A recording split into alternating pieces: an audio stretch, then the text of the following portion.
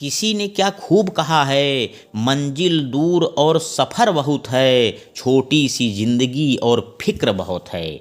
मार डालता ये जहान कब का हमें, पर मेरी माँ की दुआओं में असर बहुत है। जी हाँ दोस्तों, मैं लेकर आया हूँ एक ज़बरदस्त मोटिवेशनल स्टोरी जिसका शीर्षक है असली माँ कौन। यह एक अद्भुत कहानी है। तो आइए शुरू करते हैं। यह कहानी 300 साल पहले की है। एक महिला को शादी के 12 साल हो गए थे, लेकिन उसे संतान सुख नहीं मिला था। बच्चे को पाने के लिए उस महिला ने न जाने क्या क्या उपाय किए थे। डॉक्टरों के पास गई, बाबा भक्तों के पास गई थी, जिसने जिस मंदिर, जिस मस्जिद, गुरुद्वारा या चर्च में जाने के लिए कहा, उस हर जगह गई थी। जिस भगवान का नाम लेने के लिए कहा, उस भगवान का नाम लिया था, और जितने उपाय या उपवास करने के लिए कहे, वह सब किए।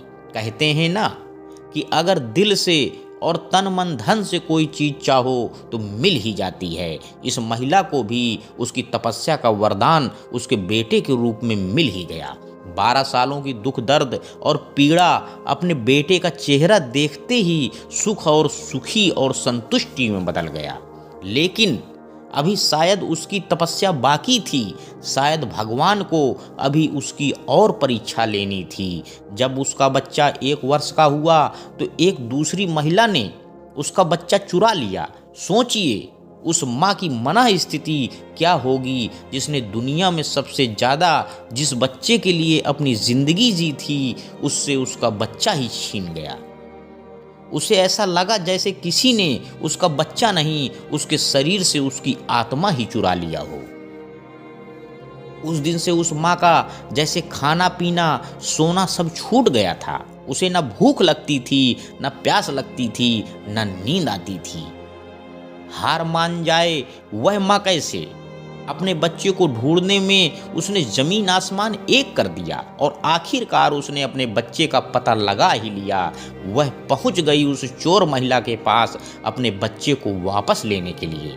जब बच्चे की माँ ने उस चोर महिला से अपने बच्चे को वापस पाना चाहा, तो वह महिला ऐसा जताने लगी जैसे उसका खुद का बच्चा हो। जब बच्चे की माँ को लगा कि किसी भी तरह से बात बनती नजर नहीं आ रही है, तब वो इस मुद्दे को राजा के पास लेकर गई। राजा के दरबार में दोनों महिलाएं हाजिर की गईं। दोनों ही महिलाएं उस बच्चे पर अपना पूरा हक जताने लगी।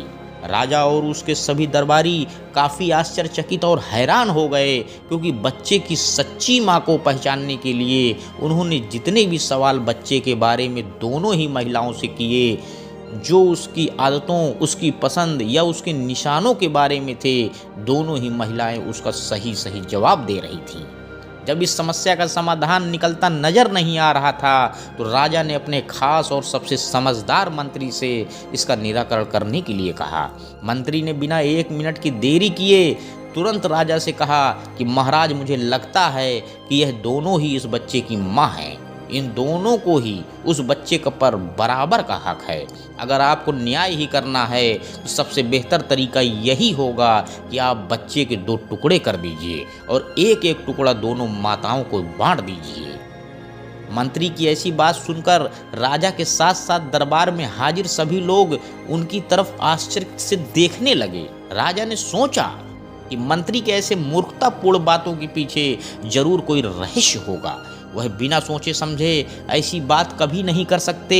राजा ने तुरंत अपने सिपाहियों से कहा कि मंत्री की बात पर अमल किया जाए और इस बच्चे के 2 टुकड़े कर दिए जाए।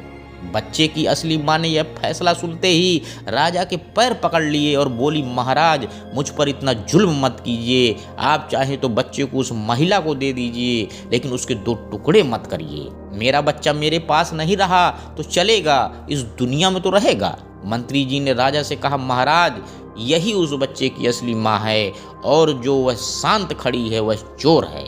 राजा ने तुरंत उस बच्चे को उसके असली माँ को सौंपने के लिए कहा और उस चोर महिला को फांसी की सजा सुनाई। बच्चे की असली माँ को उस दूसरी महिला पर, जिसने उसका बच्चा चुराया था, दया आ गई। क्योंकि उससे मिलने के बाद उसे यह पता चला था कि वह भी उसी परिस्थिति से गुजर रही थी जिससे वह 12 सालों से गुजरी थी। इस महिला ने अपने बाझपन के चलते अपनी गोद भरने के लिए उस बच्चे को चुराया था और चुराने के बाद भी वह उस बच्चे को अपने खुद के बेटे की तरह प्यार करती थी। बच्चे की असली माँ ने दरबार में विनती कर उस महिला को माफ़ करने के लिए कहा। दोस्तों, यह कहानी हमें बताती है कि कैसे एक माँ अपनी औलाद के लिए कुछ भी कर सकती है, और यह भी सच बात है कि एक माँ का दर्द दूसरे माँ से ज़्यादा कोई नहीं समझ सकता। दोस्तों, आज फिर से मैं अपनी कही हुई बात को दोहराना चाहता हूँ कि हमें अपनी माँ की बहुत ही इज्जत और सम्मान करना चाहिए। अंत में बस यही कहना चाहता हूँ कि मेरी तकदीर में एक भी गम ना होता अगर तकदीर लिखने का हक मेरी माँ को होता। किसी को घर मिला तो किसी को हिस्से में दौलत आई, मैं मेरी माँ का लाडला था इसलिए मेरे हिस्से में माँ आई। धन्यवाद दोस्तों, मेरे YouTube चैनल को लाइक व सब्सक्राइब करें। आपका दिन शुभ हो।